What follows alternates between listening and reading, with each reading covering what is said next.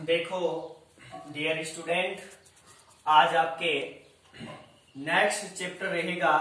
4 chapter थे आपके, 1 unit complete हो चुकी है। अब आपके नेक्स्ट यूनिट रहेगी कि धारा विद्युतों की, और उस यूनिट में आपके 2 chapter, chapter number 5 electric current और चैप्टर नंबर 6 कि इलेक्ट्रिक सर्किट विद्युत परिपथ। और उससे पहले आपने 4 चैप्टर पढ़ लिए थे। 4 चैप्टरों में जो मेन जो न्यूमेरिकल भी थे आपके वेरी मोस्ट, वो भी करवा दिए मैंने, यूट्यूब पर अपलोड कर दिए कि फिजिक्स बाई सुभाष कड़वासरा। और आज आप पढ़ोगे वापस कि पहले आपको पढ़ने की धारा विद्युतों की क्या होता है, कि पढ़ा होगा, पहले पढ़ा था स्थिर विद्युतों की, आज पढ़ाऊंगा मैं आपको धारा विद्युतों की। कि धारा विद्युतों की में क्या होता है कि एक गतिशील आवेशों का, किसमें, उसमें तो था स्थिर आवेश था स्थिर विद्युतिकी में, इसमें क्या किया जाता है, गतिशील आवेशों का अध्ययन किया जाता है। कि गतिशील आवेशों के अध्ययन के कारण जब किसी चालक में गतिशील आवेश पर जो धारा गमन करेगी और धारा गमन करेगी तो इसको कौन सी विद्युतिकी कहा जाता है, कि धारा विद्युतिकी भी कहा जाता है। और उसके बाद में आपके आएगी कि इलेक्ट्रिक करंट क्या होता है, कि धारा विद्युत धारा क्या होता है, इलेक्ट्रिक करंट। अब धारा की विद्युत धारा क्या होता है कि किसी भी बंद परिपथ में आवेश प्रवाह की दर को क्या बोला जाता है, धारा विद्युतिकी कहा जाता है। किसी भी बंद परिपथ होना चाहिए, क्या सा परिपथ होना चाहिए, बंद परिपथ की, किसी भी बंद परिपथ में धारा प्रवाहित आवेश प्रवाह की दर को क्या बोला जाता है, विद्युत धारा कहा जाता है। विद्युत धारा को I से प्रदर्शित किया जाता है। किसे प्रदर्शित किया जाता है, I से प्रदर्शित किया जाता है। विद्युत धारा एक अदिश राशि होती है। किस प्रकार की राशि होती है, विद्युत धारा आपकी एक अदिश राशि होती है। विद्युत धारा का मात्रक एम्पियर होता है और एम्पियर को A से प्रदर्शित किया जाता है। जैसे चिन्ह परिपाटी के अनुसार इस विद्युत धारा की दिशा धनात्मक से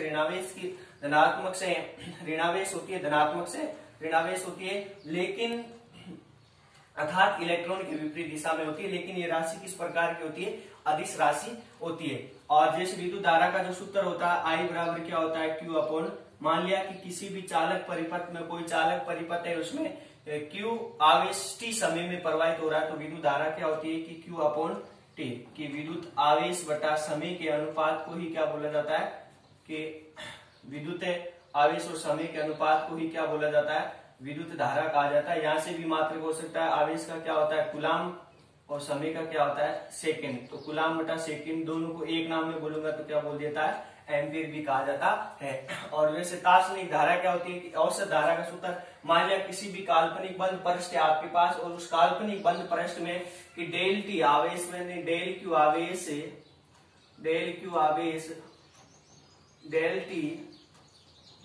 डेल टी समय में प्रवाहित हो रहे हैं। डेल टी समय में तो औसत धारा का सूत्र क्या हो जाता है, आई एवरेज औसत धारा का del Q upon del T. अब आपको पता है कि ये तो औसत धारा का सूत्र है। यदि अब आपको एक कंडीशन बन जाती है कि यदि del T tends to zero हो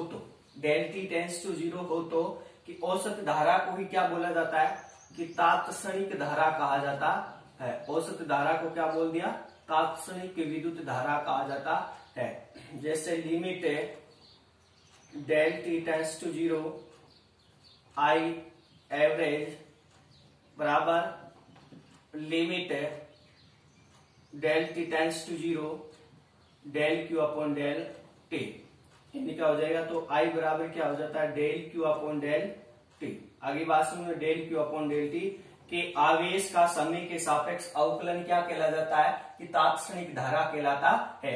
अब यहां से आप एक परिभाषा दे सकते हो कि 1 एम्पियर विद्युत धारा की परिभाषा, ये विद्युत धारा का गणितीय विश्लेषण है। और 1 एम्पियर मतलब 1 एम्पियर विद्युत धारा की परिभाषा दे सकते हो कि 1 एम्पियर भी कैसे परिभाषा दे सकते हो, आई बराबर क्या होता है, Q अपॉन टी, कि यदि कोई भी आपका बंद परिपथ है जिसमें कि Q कूलाम आवेश, Q बराबर 1 कूलाम होना चाहिए, और 1 कूलाम आवेश हो कितने समय में बह रहा है, 1 सेकंड में बह रहा है, तो इसका Q का और T का मान भी आपके पास कितना है, A1 अपॉन 1, तो I बराबर क्या हो जाएगा, 1 एम्पियर। तो किसी भी बंद चालक परिपथ में यदि 1 कूलाम आवेश 1 सेकंड में प्रवाहित हो रहा तो उस चालक की धारा को कौन सी धारा बोला जाता है? 1 एम्पीयर धारा कहा जाता है।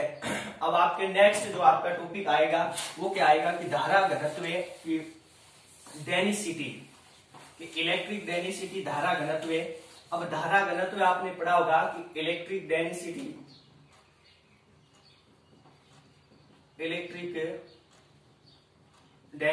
धारा घनत्व।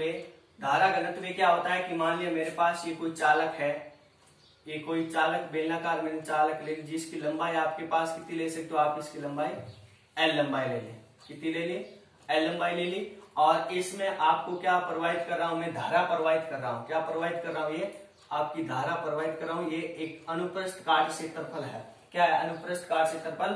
तो धारा घनत्व क्या होता है? जैसे धारा को ही धारा घनत्व कहा जाता है कि धारा घनत्व आपका सदिश होता है। क्या होता है? धारा घनत्व सदिश राशि होती है। धारा घनत्व को J से प्रदर्शित किया जाता है कि किसी भी चालक में, कि किसी भी चालक के अभिलंबित गुजरने वाली धारा को, कि किसी भी चालक में अभिलंबित गुजरने वाली, कि किसी भी चालक में अभिलंबित एकांक, किसी भी चालक में एकांक अभिलंबित गुजरने वाली धारा को ही क्या बोला जाता है? धारा घनत्व कहा जाता है। धारा घनत्व को J से प्रदर्शित किया जाता है और J बराबर क्या होता है? I/A। इसका क्षेत्रफल कितना है कि विद्युत धारा और क्षेत्रफल के अनुपात को क्या बोला जाता है? धारा घनत्व। यहां से इसका मात्रा कितना हो जाएगा कि I बराबर कितना होता है? I एम्पियर और विद्युत धारा का, और इसका क्षेत्रफल कितना हो गया? Metre square. तो एम्पियर इंटू मीटर यूनिवर्स, इसका क्या होता है? आपका सूत्र होता है कि ampere into metre square. J बराबर क्या होता है? I/A।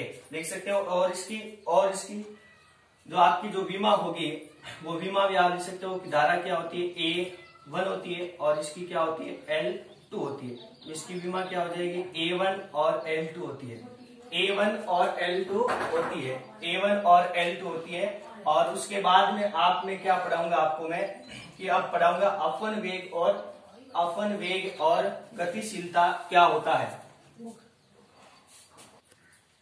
अब देखो नेक्स्ट आपके पढ़ाऊंगा मैं कि ड्रिफ्ट वेलोसिटी एंड मोबिलिटी, कि अपवन वेग और गतिशीलता क्या होता है। कि अपवन वेग, ड्रिफ्ट वेलोसिटी, अपवन वेग या अनुगमन वेग, इसका दूसरा नाम क्या आपका? अनुगमन वेग, की ड्रिफ्ट वेलोसिटी एम गतिशीलता, मोबिलिटी गतिशीलता। आप देखो ये क्या होती है आपकी कि अपवन वेग, और ये परिभाषा पूछी जाती है कि बोर्ड क्लास में आपके वेरी मोस्ट है कि बोर्ड में आपको पूछी, लगभग पूछा भी जाए, 2018 में पूछा था कि अपवन वेग परिभाषा 1 नंबर का क्वेश्चन आता है चैप्टर नंबर 5 से। पूछा अपवन वेग क्या होता है, गतिशीलता क्या होती है, मात्रा कुछ भी पूछ सकता है। मैंने मान लिया मेरे पास ये कोई चालक धातु की कोई प्लेट है, ये धातु की प्लेट, ध्यानपूर्वक समझना कि अपवन वेग क्या होता है मान ली। और इसमें आपको पता है कि धातु में चालक, धातु में मुक्त इलेक्ट्रॉन पाए जाते हैं। ये आपके प्लस प्लस ऐसे मन प्रदर्शित कर लिया, ये स्थिर है प्लस प्लस, ये आपके स्थिर, और इनके मध्य आपके ये क्या कर रहे हैं, इलेक्ट्रॉन गति कर रहे हैं। इनके मध्य कौन गति कर रहे हैं, इलेक्ट्रॉन गति कर रहे हैं। यानी इलेक्ट्रॉनों का जो वेग होता वो वेग ही क्या होता है, अपवन वेग, और अपवन वेग होता है उसको वीडी से प्रदर्शित किया जाता है। वीडी मतलब ड्रिफ्ट वेलोसिटी, और जो गतिशीलता होती है उसको म्यू से प्रदर्शित किया जाता है। तो आपको इस धातु को मैंने क्या कर दी कि V वोल्ट की बैटरी से मैं इसको क्या कर दिया, जोड़ दिया। किस वोल्ट की, V वोल्ट की बैटरी को मैंने जोड़ दिया। इसमें धारा आपकी I प्रवाहित हो रही है, और जो विद्युत क्षेत्र है आपके, क्योंकि विद्युत क्षेत्र की दिशा क्या होती है, प्लस से माइनस की ओर होती है, धारा आपकी I प्रवाहित हो रही है। और इसकी लंबाई आप मान सकते हो L मान सकते हो, क्या मान सकते हो, L मान सकते हो। तो कि जब इसमें आपके जो ये विद्युत धारा गति करेगी तो इलेक्ट्रॉन बहेंगे ना, धारा गति करेगी। तो आप ये इलेक्ट्रॉन कौन से, ये इस धातु में उपस्थित ये इलेक्ट्रॉन, कि यह इलेक्ट्रॉन इनमें स्थिर, ये आपस में प्लस प्लस यानी आपके स्थिर है, कि स्थिर धनात्मक से टकराने के कारण अब आपके पता है कि ये इलेक्ट्रॉन इन धनात्मक से टकराएगा, इनसे धनात्मक से टकराने के कारण अब आप भी किसी भी वस्तु को किसी वस्तु से टकराओगे तो ये वस्तु इधर से आ रही है तो इस वस्तु के वेग में क्या होगी, कमी होगी। कि ये इलेक्ट्रॉन है, ये सभी इलेक्ट्रॉन धनात्मक से स्थिर, ये स्थिर है, इलेक्ट्रॉन गति करे लेकिन ये स्थिर है, एंड स्थिर धनात्मक से टकराने के कारण इलेक्ट्रॉन के वेग में क्या आएगी, कमी आएगी। और वेग में कमी आने के कारण ये इलेक्ट्रॉन क्या करेंगे कि एक धीरे फिर एक अपना इलेक्ट्रॉन के वेग में कमी आ गई, फिर वापस ये धीरे से अपने एक औसत वेग से गति करने लग जाएंगे। सभी टकराने के बाद में एक औसत वेग से गति करेंगे। उस औसत वेग को ही क्या बोला जाता है, अपवन वेग कहा जाता है। अर्थात इन इलेक्ट्रॉनों का जो वेग है उस वेग को ही क्या बोला